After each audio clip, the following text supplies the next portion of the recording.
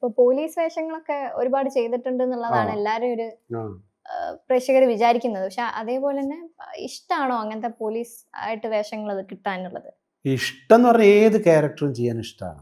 കാരണം എന്ന് പറഞ്ഞാൽ പക്ഷേ നമ്മളൊരു ഇപ്പം ഇഷ്ടം പോലെ പോലീസ് ചെയ്തു എന്ന് പറഞ്ഞാലും ഓരോ പോലീസ് അവിടെയാണ് ഞാൻ മലയാളത്തിലൊരു ഗ്രേറ്റ് ആർട്ടിസ്റ്റിനെ എനിക്ക് ഇപ്പോഴ് അദ്ദേഹം ഒരു എന്താ പറയുക അപകടത്തിൽപ്പെട്ടിരിക്കുന്ന ജഗതി ശ്രീകുമാർ ഒരുപാട് കള്ളന്മാരെയൊക്കെ ചെയ്തിട്ടുണ്ട്. പക്ഷെ അതിൽ അദ്ദേഹം ചെയ്യുന്ന ഓരോ കള്ളനും വ്യത്യസ്തനാണ്. അവരുടെ ഒരു സിഗ്നേച്ചർ ഉണ്ടാവും, അങ്ങനെ ചെയ്യാൻ പറ്റണം എന്നുള്ള. അപ്പം ചിലർ പറയില്ലേ ഞങ്ങളെന്താ പോലീസ് വേഷം തന്നെ ചെയ്യുന്നത്, പക്ഷെ ഓരോ പോലീസ് വേഷം വ്യത്യസ്തമാക്കാൻ ശ്രമിക്കണം. അവിടെയാണ് ഇപ്പം ചിലർ സിനിമയിലുള്ള ഏറ്റവും വലിയ ശാപം എന്താണെന്ന് ടൈപ്പ് കാസ്റ്റിംഗ് ആണ്. അങ്ങനെയല്ലല്ലോ വേണ്ടത്. ഒരു നടനെ സംബന്ധിച്ചിടത്തോളം ഏത് വേഷവും ചാലഞ്ചിങ് ആയിരിക്കണ്ടേ. ഒരു ദുഃഖ ഗാമുകൻ മാത്രമായി ചെയ്യുമ്പോൾ അതുമല്ലല്ലോ. അപ്പൊ അതേപോലെ തന്നെ അദ്ദേഹം ഒരു ക്രൂരനായിട്ട് ചെയ്യാൻ പറ്റണം. അതാണല്ലോ ആക്ടിങ്. അപ്പൊ ഓരോ ക്യാരക്ടറും വ്യത്യസ്ത. അത് നടക്കുക എന്നുള്ളത് വേറെ കാര്യം, പക്ഷെ നമ്മൾ ശ്രമിക്കുന്നില്ല എന്നുള്ളതാണ്.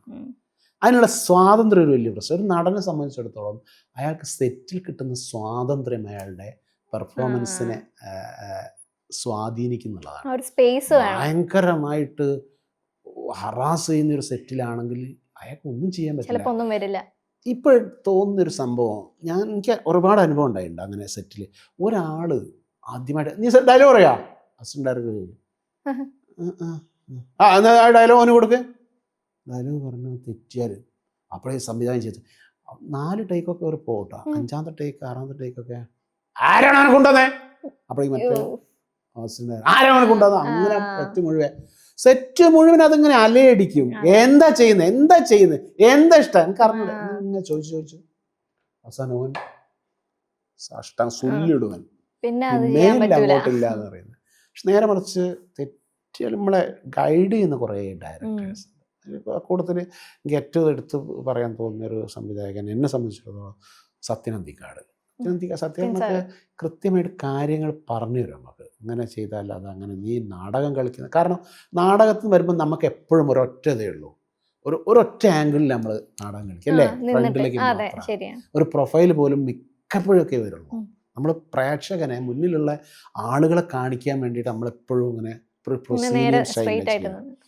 നേരെ മറിച്ച് സിനിമ അങ്ങനെയല്ലല്ലോ. ക്യാമറ ഏത് ഭാഗത്ത് വെച്ചാൽ അതാണല്ലോ ഒരേ ഷോട്ട് തന്നെ ഡിഫറെൻ്റ് ആംഗിൾ വെച്ച് എടുക്കുന്നത്. അതൊക്കെ മനസ്സിലാക്കി വരണമെങ്കിൽ ആ തുടക്കക്കാരന് ഒരു പക്ഷേ അത് മനസ്സിലാവില്ല. പക്ഷെ അങ്ങനെ പറഞ്ഞു കൊടുക്കണ്ടേ അയാളെ, ഇത് എത്ര എങ്ങനെയാണ് സിനിമയിൽ നിന്ന് എങ്ങനെ ഒരാളെ ചവിട്ടി പുറത്താക്കുക എന്നുള്ളതാണ് അങ്ങനെ ഒരു ഇൻഡസ്ട്രിയും കൂടെയാണ്. അങ്ങനെ ഇൻഡസ്ട്രിയാണത്. ഇതെന്നല്ല എല്ലാ ഒരുവിധ ഇൻഡസ്ട്രിയൊക്കെ അങ്ങനെയാണ്. കാരണം ഇതിൻ്റെ ഒരു വല്ലാത്തൊരു ഗ്ലാമറുണ്ട്, ഇതിൻ്റെ ഒരു വല്ലാത്തൊരു ലോകമാണ്. ചിലരൊന്നും അറിയാതെ അഭിനയിക്കുന്ന, ഒന്നും അറിഞ്ഞുകൂടാതെയും പൊട്ടത്തരം ചെയ്യുന്ന ആൾക്കാരുണ്ട്. പക്ഷെ അവർ ചിലപ്പോൾ പണത്തിൻ്റെ സ്വാധീനത്തിലൊക്കെ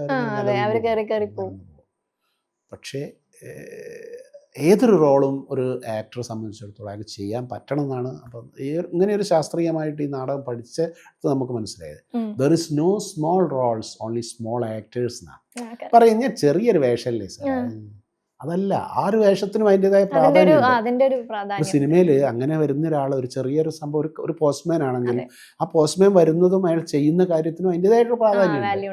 അതായിരിക്കും ഒരു പക്ഷേ ആ സിനിമയുടെ മൊത്തം ഗതി നിയന്ത്രിക്കുക.